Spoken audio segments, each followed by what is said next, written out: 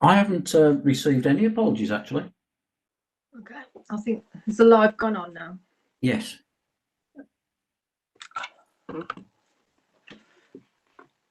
Okay. Well, we'll slowly get underway to see if anybody else joins us. So, good evening, everyone.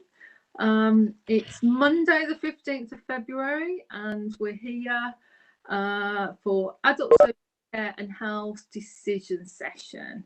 So, as you're all aware, during the COVID-19 pandemic, virtual meetings are taking place. So, please note that any member of the press and public may listen to proceedings at this virtual meeting via the web link, which will be publicised on the council website at least 24 hours before the meeting. So hopefully that's all been done and people can view us if they so wish. So we'll get the meeting underway. So have we got any apologies, Dave? None received. Okay, now I think I have received an apology from Councillor McCarthy. So you may also perhaps, I know it was only a few minutes ago, so Councillor McCarthy has submitted. Okay, that's noted, thank you. We'll note that. Okay. Any declarations of pecuniary or conflicting interests from members? So I don't think Rosie has any, so that's fine. Any questions and deputations submitted? No, nothing received in that regard. Okay, so we will move to the first item, which is the Housing Capital Programme 2021 to 22. And Sam, you're here to present the report, yeah? Yes, I am. Thank you. Okay, Yes. so I'll hand over to you. Okay, thank you, Cabinet Member. The report before you tonight sets out the proposed dedicated housing revenue account capital budget for 2021-22. The report provides details on the total HRA funding available, details of the HRA capital programme, and the HRA reserves available. At paragraph 3.2 of the report, you will see a table where a total of £64,645,000 funding is available to the HRA to spend. This is made up from a variety of sources such as revenue contributions from both HRA rents and carry forwards of schemes funded from previous years, reserves being utilised, grant funding, prudential borrowing, and contributions from developers known as enabling funding. Of this total available, within the table you will also see the proposed allocation to be used to finance the 2021-22 capital programme, totalling £30,921,000, meaning there is £33,724,000 available to be utilised in future years. You'll also see at paragraph 3.3 that the funding of the total programme can change during the year for valid reasons and may change in the event of a significant scheme were to develop during the year. It would be subject to a further decision report at one of these meetings. Of the 30.921 million, just over 2 million of this will be used for disabled facility grants, where an eligible household can have their private property adapted to accommodate their special needs. Details of this scheme are shown at paragraphs 3.13 to 3.16. This leaves a healthy 28.880 million to be utilised within the HRA, meaning next year's capital programme will be nearly 10 million more than the current year's. I'd like to draw your attention to paragraph 3.5, where there is a second table detailing the proposed schemes for the HRA capital programme in 2021-22. And you will see that just over 40% of that budget is being spent on health and safety capital activity. There is 6.425 million of the budget being spent on new build or acquiring stock through the open market. Paragraph 3.7 details a number of the schemes being carried forward from previous years, mainly as a consequence of COVID causing a delay to progressing these schemes during 2020-21 at the pace originally planned. You will also note that particular attention is placed on spending one-for-one capital receipts from right to buy, as these are time limited and must be spent within a 3-year period to avoid penalties. It's also worth noting that there is only 5,000 left in this current year to be spent by the end of March, and a planned acquisition will ensure that this is completed in time. The remaining capital schemes will be spent on stock enhancing maintenance programmes, and over 1.6 million of this will be spent on energy saving work such as window replacements, heating and biomass improvements. Details of Hra borrowing are shown at paragraphs 3.22 to 3.27 of the report, where our total funding available at the start of 2021-22 is estimated at £17,658,000, and it's subject to change once the accounts are closed down at the end of March. Finally, the Hra holds a number of reserves, and these are included at Appendix A, and details about each reserve are included within the body of the report from paragraphs 3.28 to 3.40.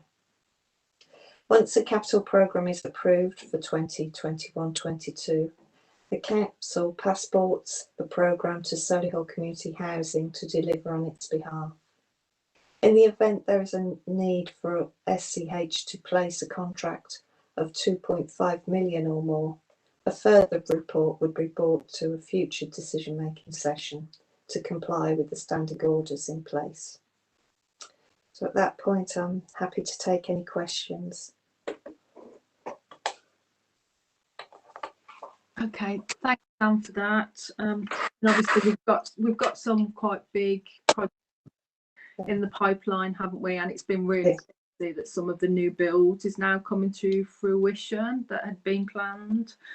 And I know one of the questions was around sort of getting back up to speed on the disabled facilities grant, in terms of, because obviously COVID had put a stop to some of that work, but we've now got plans, haven't we, to get that back, you know, bringing it forward to getting it back on track to where we'd like it to be, so that obviously that enables residents to stay in their own properties with the help of adaptations. So I think the plans coming forward for that, isn't it?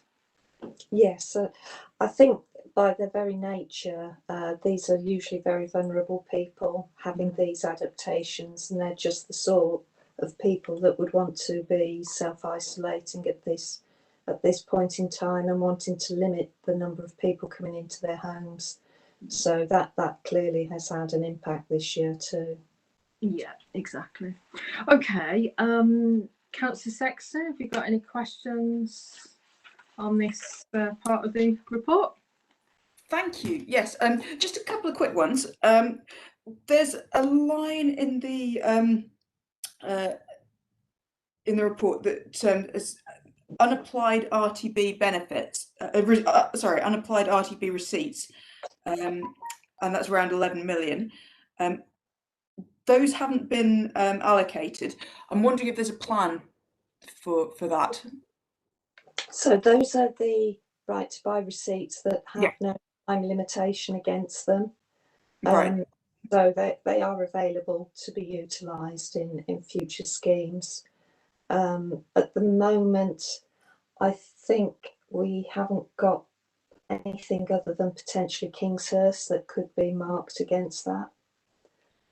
So that's one of the ideas of funding for that particular scheme. But as you're probably aware, Kingshurst is ongoing with trying to come forward with a scheme that's suitable to take through to planning at some point.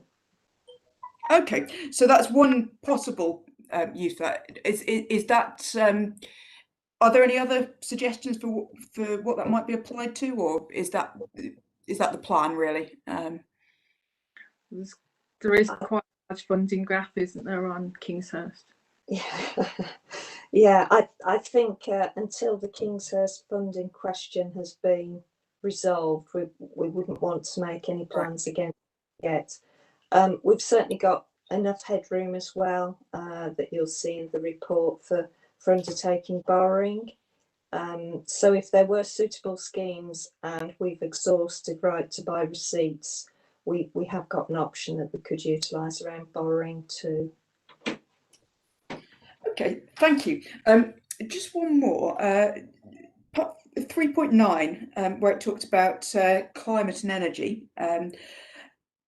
It's good to see that work going on. Can you tell me how that that budget line has changed over the last 5 to 10 years, and whether we anticipate that changing in the future? I believe it will increase in the future. As to its past few years of spend, I'd prefer it if I could pull you together a note, perhaps over the last 3 or so years. Absolutely, yeah, that's fine. It'd just be good to track how that is going. Yeah. And as I say, any plans or any suggestion for how that's likely to change in the future, that would be just an indication of intent there would be welcome. Sure. Thank you. Okay, so as long as that's all the questions answered. So in terms of the recommendations of the report, as set out in 2 of the report, 2.1 to 2.4, we are approving the Housing Capital Programme for 21-22 at 30.921 million. Note the availability of the additional resources through housing revenue account reserves. 2.3, note the availability of additional resources through potential borrowing subject to required approval. And at 2.4, approve the allocation. So we're allocating here 1.25 million to ASCH to meet the statutory disabled facilities grant demand. So we're handing you all the approval there, Samantha, to go ahead with the plans there. Okay, so I can tell Councillor Brain has joined us. We can't hear him right this moment, so we can't see him either. Hello, yes, he's there. Hello there. Good evening. So if we move on, then we are just moving on to the next item. See if I can find it. So item 5 then, revenue and capital monitoring. As well, looking back as of the 31st December 2020. So that's at page 17 to 28 of your report. So I think it's Julie for this one. Thank you, Cabinet Member. Thank you. Okay. So the report you've got before you summarises the financial position for the portfolio up to December 2020. Bottom of page 17, there's a couple of specific decisions just to draw your attention to.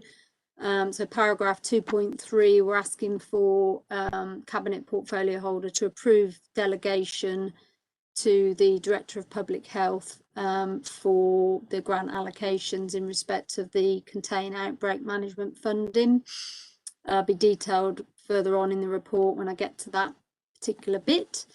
And then alongside that, to approve the setting up of a reserve for the Contain Outbreak Management Fund. This is one of the grant allocations that we're actually able to carry forward into the next financial year if we do have any surplus funds. So we're asking for your approval as part of this meeting to allow us to set up a reserve in order for any funds to be allocated to that at year end. And again, that will be covered a bit further on in the report. So in terms of section 3, so as you're aware, numerous reports have been through the portfolio holder and full cabinet throughout the year, setting out the financial position for the council in respect of COVID and non-COVID.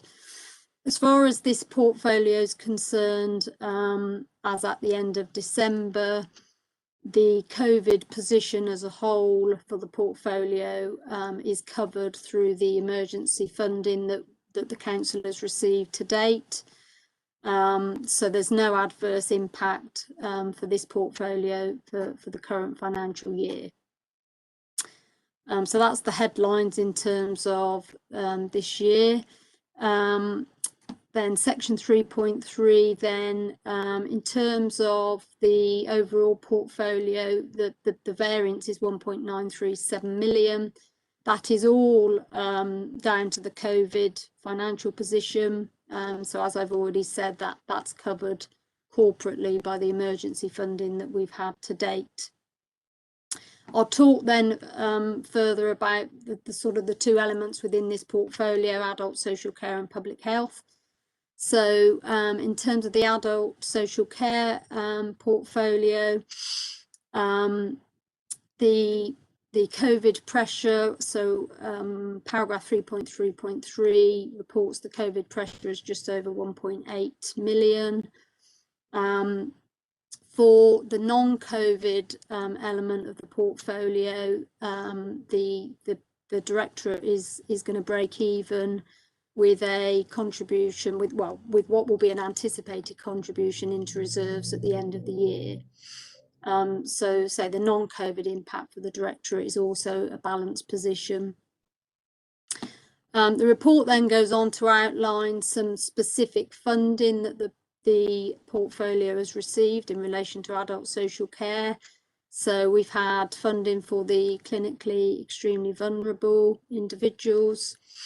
More recently, just sort of on the cusp of the new year, we received some additional funding in relation to rapid testing, and then a further allocation for the social care staffing workforce capacity fund. So those are two further amounts of very specific funding that we've had.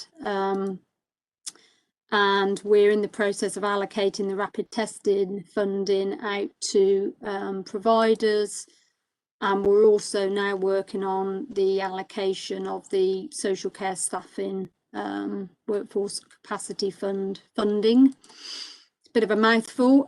Both of those funds have got to be allocated and spent by the end of March, so there's some pace required to both those due to where we are in the year and when those funds have got to be spent by. So that's what those couple of paragraphs relate to. The report then, paragraph 3.3.6, really just goes on to talk about how much funding we've been able to claim from the CCG, and that's in relation to two schemes that have been in operation throughout the year to encourage or to support people leaving hospital. And so we've been able to claim just under £2.8 million worth of costs from the CCG up to the end of December. And the latest of those two schemes will end at the end of March, unless we're going to be told that will continue. At the moment they're due to end at the end of March. But as a result of that, we've probably been able to claim some costs from the CCG that otherwise would have been incurred by the council. So we just wanted to share that information as part of this report. So that's the sort of synopsis of the adult social care part of the directorate. And then within public health, now the variance relating to COVID, as set out in paragraph 3.3.7, is 117,000. And again, as I've already said, that is also being covered within the emergency funding that we've had. The actual public health grant position outlined in paragraph 3.3.8 is a favourable variance, and that's really down to the fact that a lot of activity within public health has had to be ceased throughout the year because of the pandemic. So there is a favourable variance which will be contributed to reserves at the end of the year, and we anticipate we will need that funding for supporting future years' pressures within public health. I think the report then goes on to focus on a couple of the significant COVID grants that public health have been looking after, namely the test and trace programme and then the contain outbreak management funding. Some fairly significant amounts of funding that we've had. And so both of those schemes, we are actually able to carry forward any funding that's not spent by the end of this financial year. In terms of the contain outbreak management funding that's set out in paragraph 3.3.10, we were aware of our allocations up to the end of January, but I've not heard about allocations after that up to the end of the financial year, but we would expect to receive some further funding that will take us through to the end of March. And then finally, in terms of paragraph 3.3.12, we've also had further funding to support the recent rollout of the community testing. I think those are the headlines in terms of both the revenue position on public health and adult social care. The report then just goes on to talk about the capital programme, which obviously Sam has already touched on, and the main variance that exists within that programme around the DFG, and that we're able to carry forward any unspent balances into next year to make sure we can get those schemes up and running again in the new financial year. The report then just touches on the reserves position for the portfolio, which we will be contributing into at the end of the financial year. But I think it's important to say, and has certainly been outlined as part of the budget process, that the reserves within this portfolio are there to mitigate any risks and emerging pressures that we haven't been able to cover, and that will support any changes in the service as we come out the other side of the pandemic, which there is some uncertainty around in terms of how that's going to impact on choices that people make in the future around their care. I think those are the main items really that I wanted to focus on with the report, and there's a couple of appendices that really summarise the revenue position, the capital position and the savings position. Happy to take any questions. Okay, thanks for that, Julie. I don't know, Karen, do you want to give at our last meeting, we asked for a workforce capacity fund update at this meeting. Do you want to just share that right now, and then we can have all the questions at the end? Yes, I'm happy to do that, yes. And I think I'm right in thinking that neither Councillor Sexton nor Councillor Brain were at the last session. So I'll probably take a step back and just repeat and outline the Workforce Capacity Fund and what it is. We were notified by government on the 29th of January of the Workforce Capacity Fund, and our allocation is £435,000 with some very clearly defined conditions attached for its use and methodology. We had to submit a plan by the 12th of February, and we have to have it spent by the end of March. So the pace behind this is significant, and as ever when we get money, we want to try and get it spent and make the best possible use of it. So on Friday, we did submit an outline plan to the Department of Health and Social Care. We also wrote to all of the providers in the borough, whether they're regulated by CQC or other social care providers. And we put an item in our care provider bulletin to promote access to this fund, and it has been widely publicised. So the purpose of it is to boost the available staffing in the care market. It's recognised that many in the care sector are feeling the strain of the additional tasks that go with providing care and support during a time of pandemic. Even things like putting on and off PPE takes time. Doing testing in the workplace takes time. Reporting on that, keeping careful records, and of course visitors have not had much access to relatives, so having enough people to answer the phone, enable people to have contact with their families. This fund is intended to provide extra capacity by bringing more staff in and helping to make things more efficient by use of digital solutions as well. So the aim is to maintain the continuity of care and provide that focus on quality of care whilst also managing the additional burdens that COVID has imposed. It's intended to restrict staff movement between care homes and other settings by bringing in more staff so that you have extra capacity already on site, funded, paid for, and available to prevent the need for crisis moving around people with the risk of infection that entails. It's intended to support safe and timely discharges from hospital. You're not having to wait for staff to become available. Again, we can bring in more staff and make it possible to allow people to be admitted to care homes, or to have domiciliary care or other forms of provision in the community as needed. And it's to enable providers also to come up with new service models, and we've reported on a couple of service models that we've brought into play in Solihull. One is about admission avoidance for people who don't really need to go to hospital but need a high level and rapid response, and another for hospital discharge. So this extra money is intended to provide capacity so that all those things can happen. What we've done to give the providers some help, because we recognise they're incredibly busy and there's not a lot of time to come up with ideas and things, so we've given them a few pointers about the areas that we think are fit exactly with the conditions attached to the grant, and the things that wouldn't be acceptable in those conditions, and we've made some local suggestions. So some examples of those are, for instance, to have additional weekend managerial cover in care homes or in domiciliary care, so that people can have their assessments and be admitted or start a new package of support. It allows us also to have greater confidence that at the moment where managerial support is stretched very thinly, we're aware that quality and infection control methods might dip slightly without that. So this builds resilience into all of those care providers.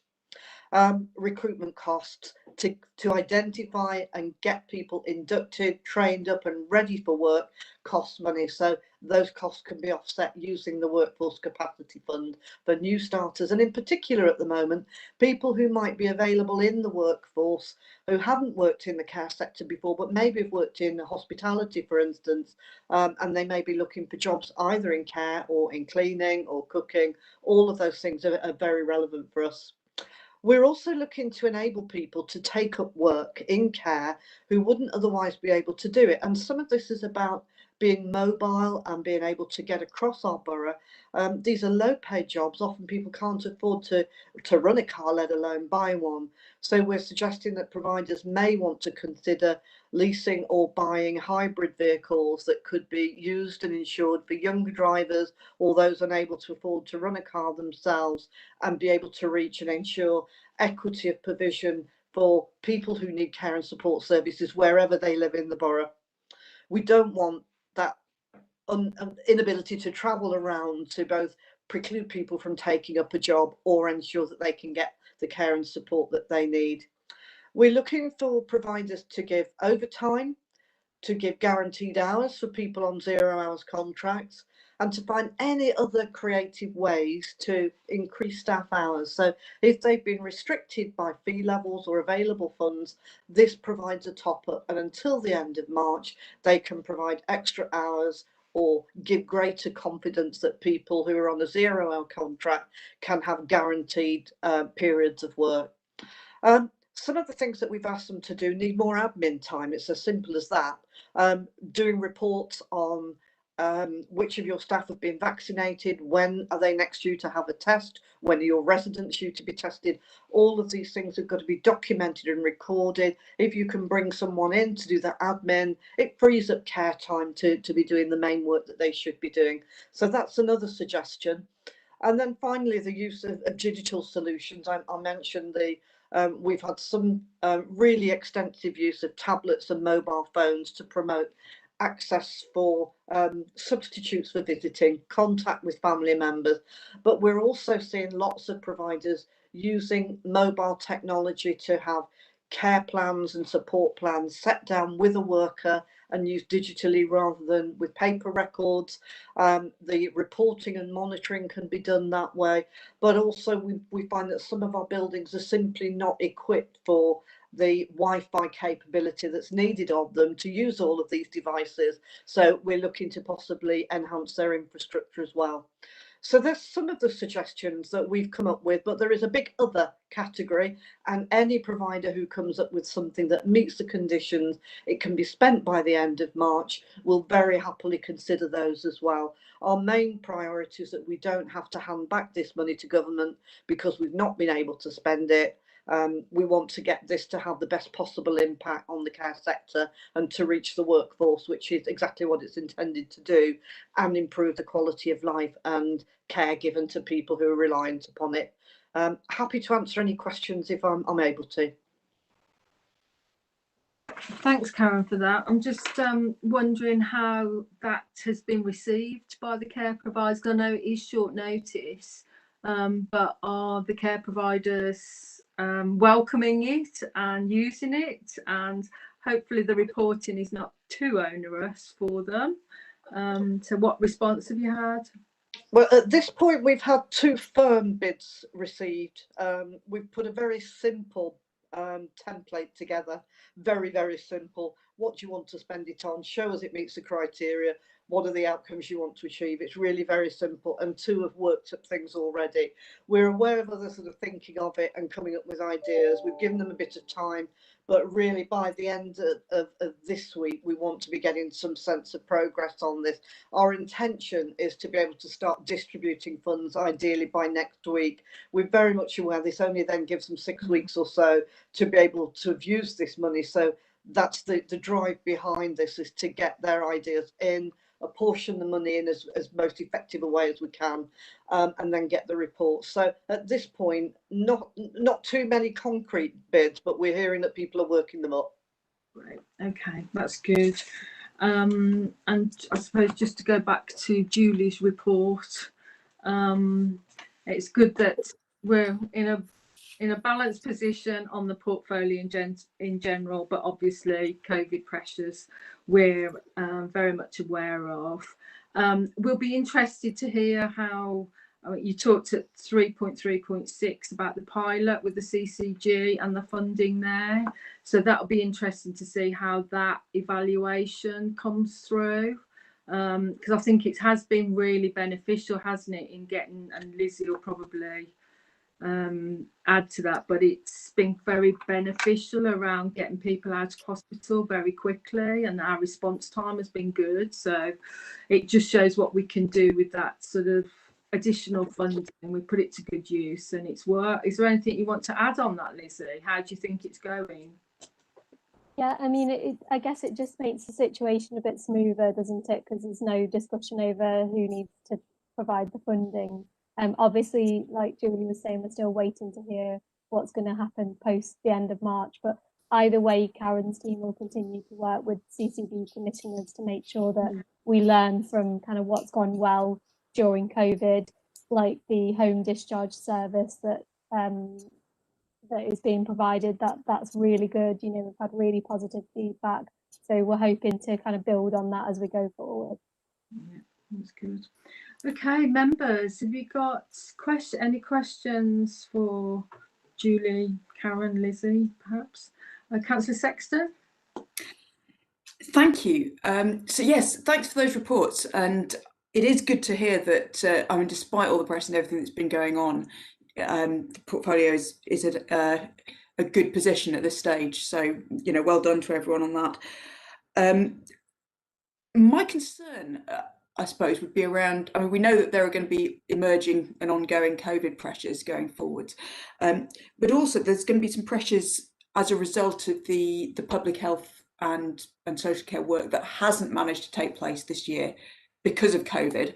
I mean, I'm thinking of things like around mental health treatment, addiction services, some of our activity interventions, especially with older adults, and whether that's going to have, there are going to be pressures in terms of, you know, when we start getting those things back up and running again, whether that will have had an effect, the fact that those haven't been able to run. So the question is, do we have any idea of what that might look like, or, you know, what we're expecting? Anyone want to take the question to answer that one? I think it is. I think we're seeing emerging pressures, aren't we? We're hearing and we're seeing the emerging, but I think the full extent of it is yet to be seen, because I think even in the low level mental health services, we're seeing greater numbers coming through. So I think there definitely will be. But I think a few more months will give us a better picture of what's going on, but others may want to add to that. I do fully appreciate I'm asking you to get your crystal ball out here, so I won't hold you to any of this. It's just good to know what thinking has been going on around that.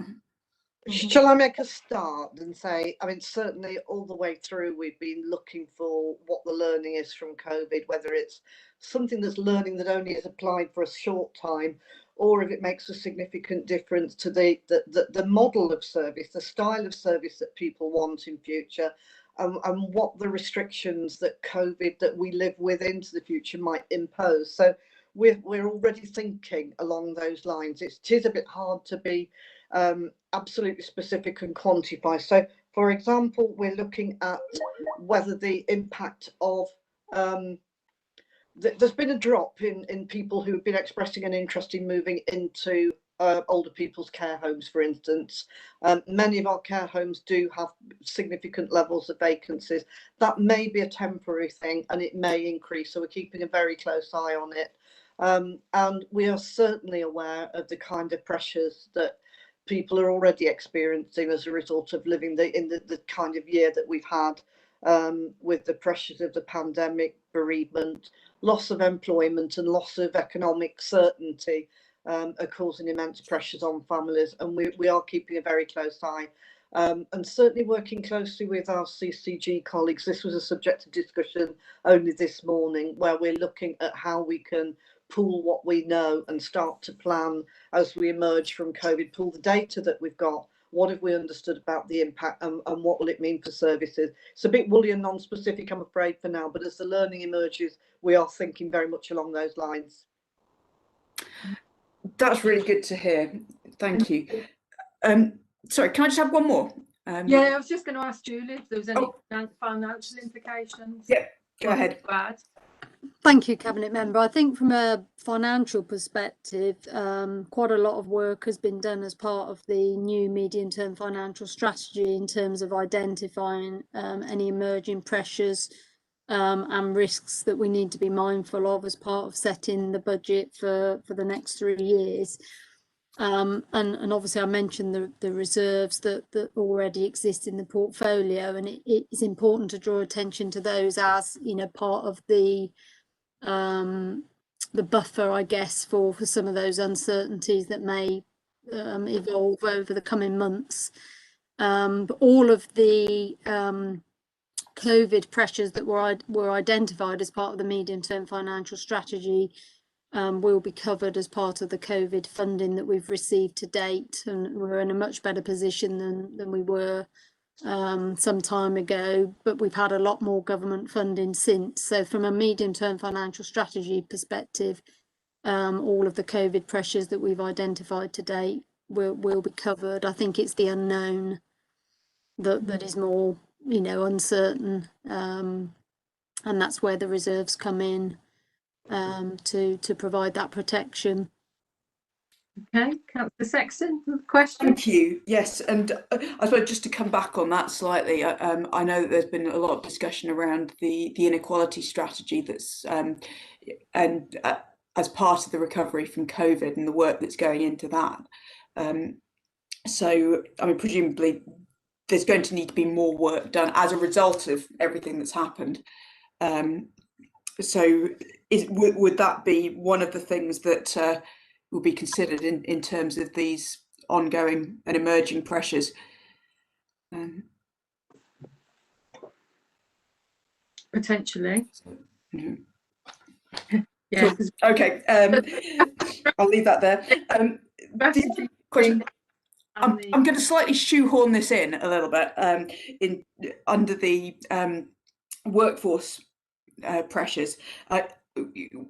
We've had a bit of discussion on this already today, but around the vaccination for social care workers, I saw some reporting on the national picture today that suggested, or over the weekend, that suggested that maybe the proportion of social care workers taking that up wasn't as good as people would have liked.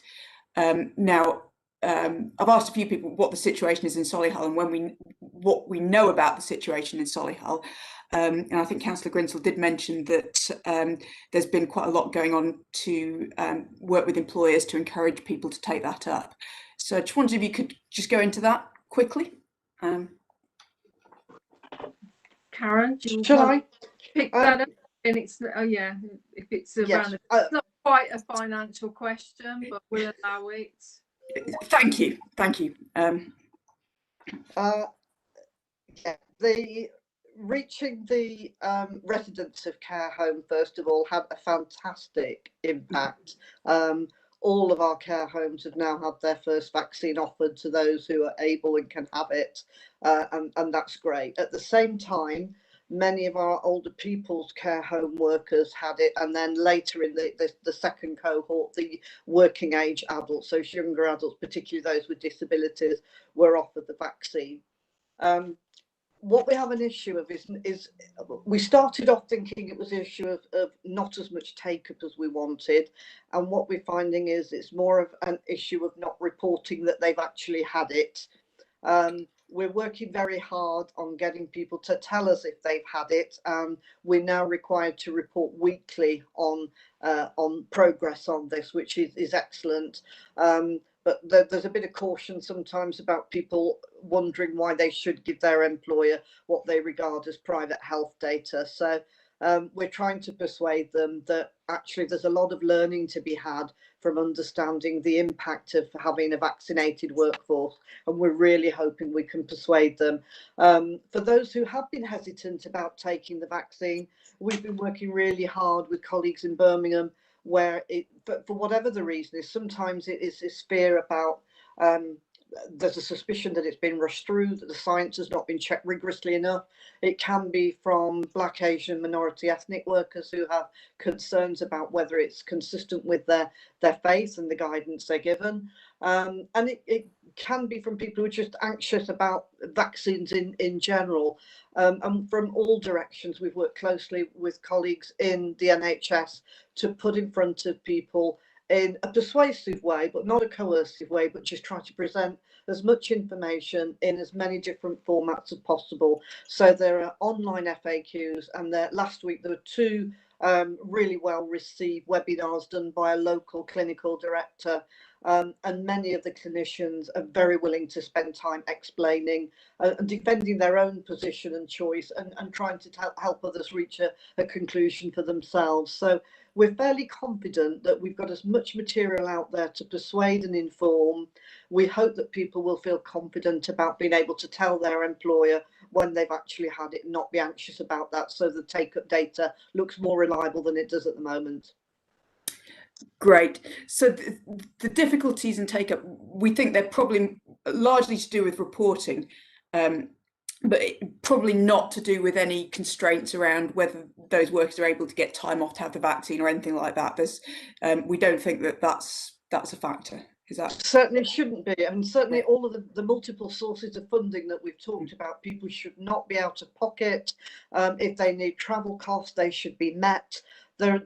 we've tried also to get as much close to Solihull as we can, and we work really closely to get access to those slots that would be available. As time has gone on and new cohorts are working their way through the vaccine programme, we're still in discussions about mopping up and making something locally available, whether it's through a local vaccine site or through the GP provision. But we're constantly in discussions about how we can do it, whether it's on site in care homes, through a local referral point to a vaccine centre. But generally the feeling is that we're not seeing people who are resistant. They've got good reasons to be hesitant. It might be they are thinking about becoming pregnant. They've had questions about impact on fertility. And there are lots of clinicians very willing to help them understand what's going on behind making an informed choice, but absolutely no coercion and no imposition on people. That's all really good to hear. Thank you very much for that. Okay, Let's sneak that one in. Well, no, but at least we can see there that there is the support there and financial support if that were to be a barrier, so that, you know, they can get help. So that's absolutely fine. We've shoehorned it in nicely and answered the question, so that's good. Councillor Brown, is there anything from you, anything you'd like to ask? No, I'm good, thank you. You're happy with the report? Good. Okay, so we'll get back to the recommendations. Let me find the right page. Okay, so 4 recommendations and on page 17.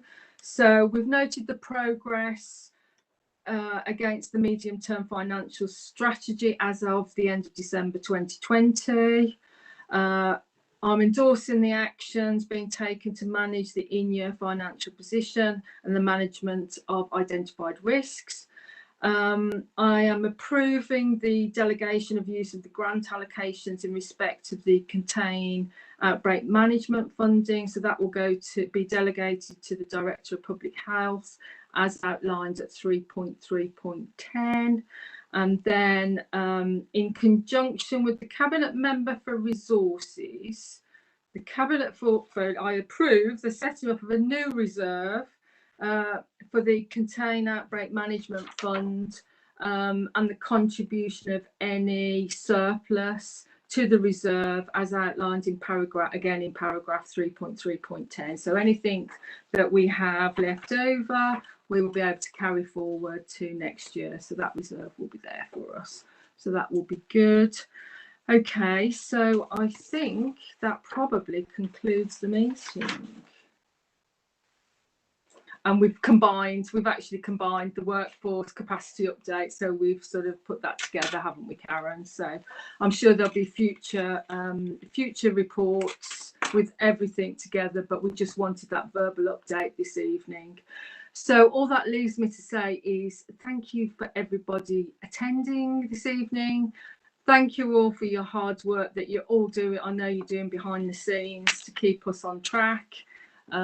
So thank you again and have a good evening. Look after yourselves. Okay, take care. See you next time.